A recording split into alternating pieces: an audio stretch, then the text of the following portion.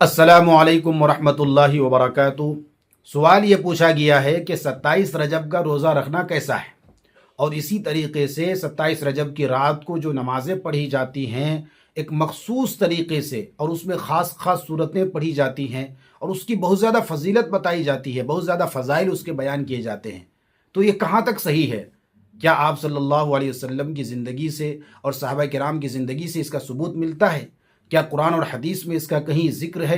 क्या कुरान और हदीस में इसका कहीं सबूत है? तो इसका जवाब ये है कि 27 रजब का रोज़ा रखना कोई गलत नहीं है, बिल्कुल गलत नहीं है, आप रख सकते हैं। लेकिन मसला यह है कि आप किस नीयत से रखते हैं। 27 रजब का रोज़ा आप किस अक़ीदे के साथ रखते हैं। अगर गलत अक़ीदे के साथ रखते हैं तब जो है मसला खड़ा होगा। अगर आप इस अक़ीदे के साथ 27 रजब का रोज़ा रखते हैं कि अगर ये रोज़ा मैं रखूँगा तो मुझे 1000 रोज़े के बराबर सवाब मिलेगा, एक ख़ास किस्म की फ़जीलत के एतक़ाद के साथ, उस फ़जीलत को हासिल करने की नीयत से आप रखते हैं कि एक मखसूस किस्म की फ़जीलत को हासिल करने के लिए, और उस नीयत से आप रखते हैं, तो ये गलत है। क्योंकि 27 रजब के रोज़े के ताल्लुक़ से कोई ख़ास फ़जीलत हदीस में नहीं आई है, और इसकी कोई ख़ास फजीलत का ज़िक्र नहीं मिलता है कहीं भी। किसी हदीस के अंदर, सही हदीस के अंदर, मुस्तनद हदीस के अंदर जो है इसकी कोई ऐसी कोई बात नहीं मिलती, इसका सबूत नहीं मिलता है। अगर किसी हदीस के अंदर ये बात आती है तो वो हदीस मजबूत नहीं है, वो हदीस ज़ईफ़ दर्जे की है। लिहाजा ये अक़ीदा रखना कि 27 रजब को रोज़ा रखेंगे तो 1000 रोज़े के बराबर सवाब मिलेगा, या इस अक़ीदे के साथ रोज़ा रखना, ये बिल्कुल गलत है।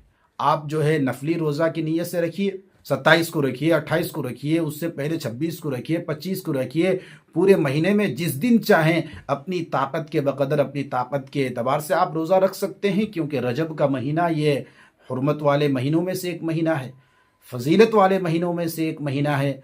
4 महीने को अल्लाह तबारक व तआला ने कुरान करीम के अंदर हुर्मत वाला बतलाया है, अज़मत वाला बताया कि फ़जीलत वाला महीना है। तो ये 4 महीने जो है मकाम और मर्तबा और अज़मत और फजीलत के एतबार से दूसरे महीनों से बढ़े हुए हैं। उन 4 महीनों में से एक महीना रजब का महीना है। लिहाजा इस महीने में किसी भी दिन आप रोज़ा रखेंगे तो आपको सवाब मिलेगा, और ज़्यादा सवाब मिलेगा दूसरे महीनों के मुकाबले में। 27 रजब को भी आप रोज़ा रखिए, लेकिन नफल रोज़ा रखें। अगर आप इस अक़ीदे के साथ रखते हैं, इस एतक़ाद के साथ रखते हैं कि हमको 1000 रोज़े के बराबर सवाब मिलेगा, तो ये गलत है। क्योंकि ऐसी कोई बात, ऐसी कोई फ़जीलत 27 रजब के रोज़े के ताल्लुक़ से अलहदा तौर पर, मुस्तकिल तौर पर, मखसूस किस्म की कोई फ़जीलत अहादीस के अंदर और आप सल्लल्लाहु अलैहि वसल्लम की ज़िंदगी में, सहाबा किराम की ज़िंदगी में ऐसी कोई बात नहीं मिलती है। अगर ऐसी कोई फ़जीलत होती, ऐसी कोई बात होती, तो आप सल्लल्लाहु अलैहि वसल्लम एहतमाम के साथ ये रोज़ा रखते, और इसी तरीके से सहाबा किराम भी रखते। किसी दिन किसी अमल का करना और उस अमल के ताल्लुक़ से कोई ख़ास फजीलत, ये कौन हमें बताएंगे? कोई मखसूस अमल, मखसूस दिनों के अंदर मखसूस अमल और उसकी मखसूस फजीलत, ख़ास स्पेशल फजीलत, स्पेशल अमल, बल्कि हर अमल के ताल्लुक़ से हमारे नबी सल्लल्लाहु अलैहि वसल्लम ही हमें बताएंगे। आप सल्लल्लाहु अलैहि वसल्लम ने हमें बताया है। मिसाल के तौर पर आशूरे के रोज़े की फजीलत आप सल्लल्लाहु अलैहि वसल्लम ने बताई है, इसका सबूत मिलता है। आप सल्लल्लाहु अलैहि वसल्लम ने एहतमाम के साथ इस रोज़े को रखा है, सहाबा ने भी रखा है, और मुसलमान रखते आ रहे हैं। लिहाजा इसकी फजीलत है, इसका सबूत है। अरफा के दिन 9 ज़िलहिज के रोज़े की फजीलत है, आप सल्लल्लाहु अलैहि वसल्लम से कौली तौर पर, अमली तौर पर साबित है। सहाबा किराम ने भी इस रोज़े का एहतमाम किया है, और मुसलमान इसको रखते चले आ रहे हैं। और इसी तरीके से शव्वाल के महीने में 6 रोज़े की जो है फजीलत है, इसकी हदीस भी मौजूद है, और आप सल्लल्लाहु अलैहि वसल्लम इसका एहतमाम करते थे। तो किसी ख़ास दिन के अंदर किसी ख़ास अमल के ताल्लुक़ से कोई फजीलत जो है वो हमारे नबी सल्लल्लाहु अलैहि वसल्लम ही बताएंगे। हम और आप को बताने वाले या उसमें कुछ उसमें इजाफ़ा करने वाले हम कौन होते हैं? शरीयत के अंदर जो चीज़ साबित नहीं है, हम उसको साबित कर रहे, कौन होते हैं उसको साबित करने वाले?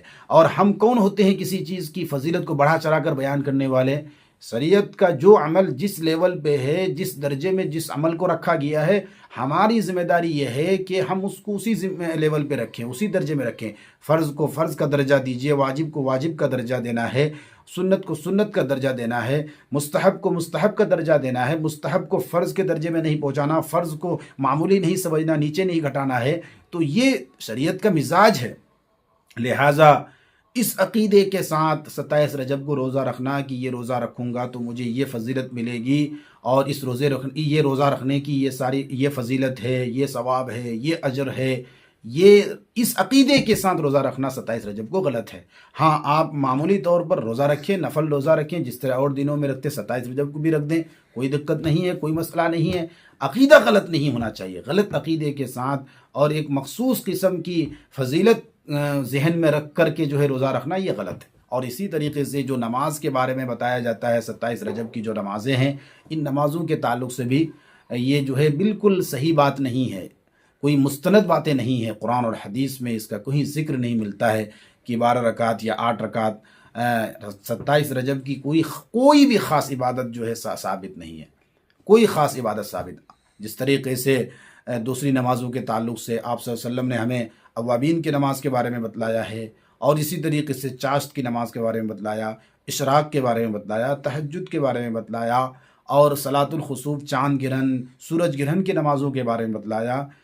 جو نمازیں ثابت ہیں اور وہ آپ صلی اللہ علیہ وسلم نے بتائے ہیں اور آپ صلی اللہ علیہ وسلم نے پڑھ کے بھی دکھلائے ہیں، اگر 27 رجب کو کوئی عبادت ہوتی خاص طور سے اور کسی شریعت کے اندر، تو آپ صلی اللہ علیہ وسلم کی زندگی میں وہ چیز ہمیں ملتی، صحابہ کرام کی زندگی میں وہ چیزیں ہمیں ملتی، لیکن چونکہ کہیں بھی اس کا ثبوت نہیں ملتا ہے، لہٰذا ہم اس چیز کو نہیں کریں گے جو چیز ثابت نہیں ہے، اور جو چیز ثابت ہو اس کو اسی درجے میں رکھتے ہوئے کریں گے۔